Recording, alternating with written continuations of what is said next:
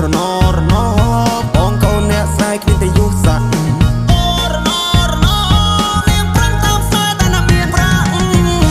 អោក្រមុំមុំបងហើយពេលនេះត្រានត្រៃមិនក៏មុំមងទៀតទេរាប់ឆ្នាំរាប់ខែទៅហើយបងរងចាំចម្លើយតែអូនបែរជាយកគេនាងឡើងចូលដល់ដីថ្មីក៏ទ្រាំ